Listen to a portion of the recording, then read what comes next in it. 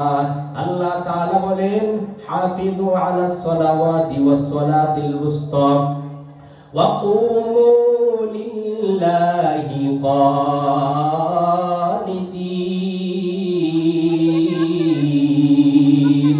আল্লাহ বলেন ও বান্দারা তোমরা নামাজের হেফাজত করো, পাঁচ ওয়াক্ত নামাজের হেফাজত করো।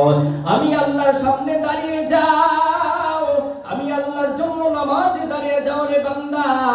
আল্লাহ তাআলা আরেক আয়াতের মধ্যে জানায়া দেন, ও আমার দুনিয়ার বান্দারা তোমরা যদি পাঁচ ওয়াক্ত নামাজের হেফাজত করতে পারো, আমি আল্লাহ জানায়া দিলাম কাল হাসরের ময়দানে তোমাদেরকে আমি আল্লাহ জান্নাতের মেহমানখানায় পৌঁছে দিব।